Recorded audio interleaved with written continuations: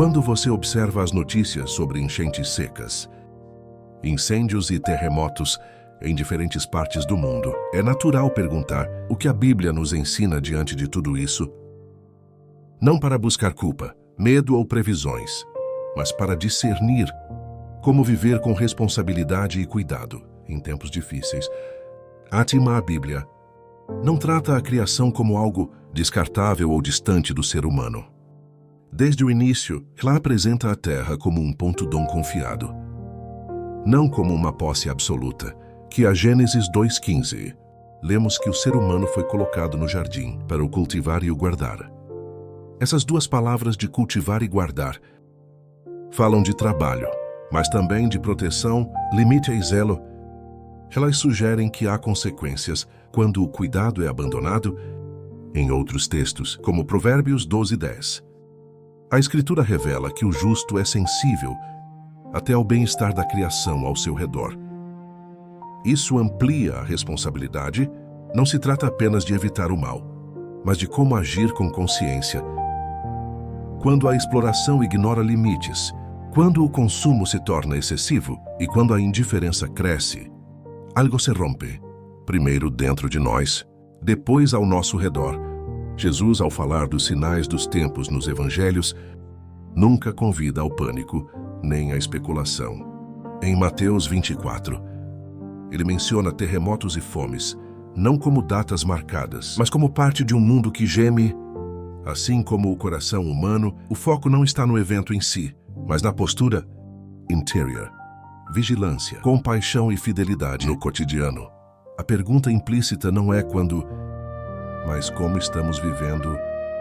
O apóstolo Paulo aprofunda essa visão em Romanos 8:22, ao dizer que a criação geme como em dores de parto. Não é uma imagem de destruição final, mas de atenção, espera e transformação. Isso convida o leitor a perceber que cuidar da terra, das pessoas e das estruturas sociais também é um ato espiritual, não separado da fé, mas expressão dela, assim diante da intensificação dos desastres naturais. A Bíblia não nos chama a apontar dedos, nem a buscar explicações simplistas. Ela nos convida a assumir responsabilidade, a rever hábitos, a cultivar solidariedade com os que sofrem e a viver com mais reverência pela vida, em todas as suas formas. Talvez a reflexão mais importante seja esta: se a criação é um presente confiado às nossas mãos, que tipo de guardiões estamos sendo hoje? Quando falo do cuidado com a criação, não falo como quem observa de longe. Eu caminho com você por este mundo, sinto suas dores e percebo seus excessos. Há um detalhe que muitos ignoram quando leem as Escrituras: o cuidado nunca foi apenas ecológico, sempre foi relacionável. A forma como você trata a terra revela silenciosamente como você trata o próximo e como trata o próprio coração. Abra sua Bíblia comigo em Levítico 25:23. Leia devagar estas palavras. A terra não poderá ser vendida definitivamente, porque a terra minha e vocês são apenas estrangeiros e peregrinos. Observe isso com atenção. A terra não é apresentada como mercadoria final, mas como algo que permanece além de qualquer geração. Você passa por ela. Outros virão depois. O que fica é a responsabilidade. Quando você compara isso com o ritmo do mundo atual, algo muda. Nunca houve tanta pressa, tanto consumo, tanta necessidade de extrair mais e mais, como se nada tivesse amanhã. Poucos percebem que essa pressa não nasce apenas da economia ou da tecnologia, mas de uma inquietação interior, um vazio que tenta se preencher acumulando, dominando, controlando. Veja como os profetas falavam, não apenas sobre idolatria visível, mas sobre a quebra do equilíbrio. Leia comigo Isaías 24:5. Note como o texto associa a terra adoecida, a quebra de alianças, leis e limites. Não é um castigo mágico, é uma consequência espiritual e prática. Quando limites são ignorados por tempo demais, o desgaste se manifesta. Observe este detalhe comigo. Em nenhum momento eu ensinei meus discípulos a dominar pela força, eu os ensinei a servir. O problema não é usar a terra, mas usá-la sem amor. Não é desenvolver, mas desenvolver sem consciência. Quando o cuidado desaparece, até o progresso se torna pesado demais para ser sustentado. Talvez você perceba hoje deslizamentos, onde antes havia florestas, rios violentos, onde antes havia equilíbrio, secas, onde antes havia abundância. Não leia isso como sentença. Leia como linguagem. A criação também fala, não com palavras, mas com sinais que pedem escuta agora. Volte seus olhos para Miqueias 6. Ponto 8. Leia e observe como justiça, misericórdia e humildade caminham juntas. A humildade aqui não é fraqueza. É reconhecer que você não é o centro de tudo. Que viver bem é viver em harmonia, não em domínio absoluto. Deixe essa pergunta repousar em você. Se o cuidado começa no coração, que ajustes silenciosos, talvez precisem nascer em sua forma de viver hoje. Há algo mais profundo que preciso observar com você. Muitos associam os desastres apenas ao que é visível. Clima, falhas humanas, estruturas frágeis. Tudo isso importa, mas poucos se detêm em perceber como o interior do ser humano influencia o exterior do mundo. Quando o coração se torna árido, a terra, cedo ou tarde, reflete essa aridez. Leia comigo Provérbios 4, 23. Detenha seus olhos nesta frase.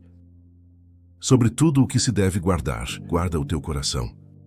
Note que não é um conselho isolado, é uma chave. O coração nas Escrituras não é apenas emoção, é o centro das decisões, das prioridades, do modo de viver. Quando o coração perde o senso de limite, tudo ao redor perde o equilíbrio. Observe este detalhe comigo. Antes que existissem cidades caindo, rios transbordando ou solos se partindo, sempre houve relações se rompendo, verdades sendo relativizadas, responsabilidades sendo empurradas para outros. O mundo exterior apenas manifesta em escala maior aquilo que já vinha sendo cultivado em silêncio. Volte seus olhos agora para Oséias 4, 1-3. Leia com calma. Perceba como a ausência de fidelidade, misericórdia e conhecimento gera um efeito em cadeia que alcança até os animais. Os campos e as águas não é poesia desconectada da realidade. É um retrato espiritual de como tudo está interligado. Quando você olha para a atualidade, talvez perceba sociedades cansadas, líderes inseguros, pessoas vivendo em permanente estado de urgência. Nesse ambiente, o cuidado se torna pesado e a preservação parece lenta demais, mas aquilo que é apressado demais costuma perder profundidade. E o que perde profundidade não se sustenta por muito tempo. Observe algo que raramente é comentado. Eu nunca tratei a pressa como virtude. Caminhei, toquei e ouvi. Esperei, a pressa nasce do medo de faltar. O cuidado nasce da confiança. Onde há confiança, há tempo para preservar. Onde há medo, tudo vira exploração. Leia comigo novamente, agora em Gálatas 6:7. Tudo o que o homem semear, isso também colherá. Note que não se fala de punição, mas de processo. A colheita não escolhe lados. Ela apenas revela o tipo de semente que foi lançada ao longo do caminho. Talvez você esteja começando a perceber que falar de desastres naturais não é falar apenas de fenômenos, mas de escolhas acumuladas. Algumas individuais, outras coletivas, nenhuma invisível aos olhos de quem observa com atenção. Permita que essa reflexão se assente em você. Se o mundo reflete o que o coração semeia, que tipo de semente tem sido lançada, mesmo nos gestos mais pequenos do seu dia a dia? Existe ainda um ângulo que quase nunca é observado com calma. Quando falo de cuidado e responsabilidade, não falo apenas de grandes decisões globais ou estruturas distantes. Falo do cotidiano, do invisível, do que ninguém aplaude, porque é ali que o mundo começa a ser curado ou lentamente ferido. Abra sua Bíblia comigo em Lucas 16:10. Leia com atenção. Quem é fiel no pouco, também é fiel no muito. Poucos percebem como esse princípio atravessa toda a criação. O descuido quase nunca começa grande. Ele nasce em pequenos excessos aceitos, em pequenas indiferenças justificadas, em pequenas escolhas repetidas, até se tornar em hábito. Observe comigo. Quando o cuidado parece pequeno demais para importar, ele já começou a desaparecer. E quando desaparece no pequeno, dificilmente permanece no grande. Por isso, o mundo sente o peso de decisões acumuladas, feitas por mãos que talvez nunca imaginaram o alcance de seus gestos. Veja como os textos antigos falam de descanso da terra. Leia Levítico 25:4. A terra também precisava parar, não por fraqueza, mas por sabedoria. O descanso não era perda, era preservação. Hoje muitos confundem descanso com atraso, limite com retrocesso, cuidado com fragilidade. Mas aquilo que nunca descansa, cedo ou tarde, se rompe. Quando você observa a sociedade atual, talvez perceba o mesmo padrão. Pessoas exaustas, sistemas sobrecarregados, recursos pressionados além do necessário. Isso não acontece de um dia para o outro. É o resultado de um ritmo que ignora limites, e limites ignorados não desaparecem. Eles cobram seu preço. Observe este detalhe comigo. Eu nunca medi a grandeza pelo volume, mas pela fidelidade.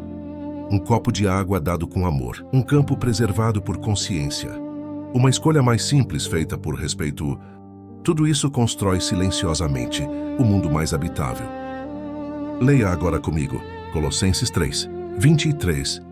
Tudo o que fizerem, façam de todo o coração. Isso inclui a forma como você consome, constrói, descarta, ensina e cuida. A espiritualidade não vive separada da matéria. Ela se manifesta nela. Talvez você perceba que falar de desastres naturais também é falar de ritmos desordenados, de uma vida que perdeu a capacidade de ouvir. Ouvir o outro, ouvir a terra, ouvir a própria consciência, antes que o grito se torne estrondo. Deixe essa reflexão acompanhar você em silêncio. Se o cuidado se revela no pouco, que pequenas fidelidades podem hoje restaurar mais do que você imagina. Há algo que desejo deixar repousar em você. Antes de silenciar minha voz, quando tudo o que conversamos se reúne, percebe-se que a pergunta nunca foi sobre o fim das coisas, mas sobre o sentido delas. A criação não clama por explicações apressadas. Ela clama por cuidado contínuo, e esse cuidado não nasce do medo, nasce do amor. Leia comigo com atenção serena, Romanos 12:2. Observe como a transformação começa pela renovação da mente. Antes de mudar estruturas, ritmos ou sistemas, algo precisa mudar na forma de perceber. O mundo não se transforma apenas com força. Ele se transforma quando o olhar amadurece. Quando você vê notícias de tragédias, perdas e destruição, perceba como seu coração reage, com endurecimento, com indiferença ou com compaixão ativa. Não pergunte apenas por que isso acontece, mas o que isso desperta em mim. Essa pergunta muda tudo. Veja comigo este detalhe que poucos observam. Em nenhuma parábola eu apresentei a vigilância como ansiedade. Vigilância é atenção amorosa. É perceber antes que se rompa. É cuidar antes que doa. É corrigir enquanto ainda há tempo. Não por urgência, mas por consciência. Abra sua Bíblia agora, em Mateus 25:14-30. A parábola dos talentos. Leia observando que o problema não foi errar, mas enterrar. O medo paralisou o cuidado. O amor, quando falta, transforma dons em pesos e responsabilidades em fardos. Mas quando o amor está presente, até o pouco se multiplica. Talvez você comece a perceber que responsabilidade não é culpa, é resposta. É escolher agir, mesmo sabendo que não controla tudo. É compreender que cada gesto consciente é uma oração silenciosa em favor do mundo. Se a criação foi confiada às suas mãos por um tempo, não como posse, mas como passagem, então viver com cuidado se torna uma forma de fé, não para salvar o mundo sozinho, mas para não feri-lo por descuido. Permita que esta pergunta permaneça com você, sem pressa de resposta. Quando o mundo olha para as suas escolhas diárias, ele encontra alguém que cuida ou apenas alguém que passa? Se desejar, compartilhe nos comentários qual reflexão mais tocou você hoje. Às vezes, ouvir o outro também é uma forma profunda de cuidar.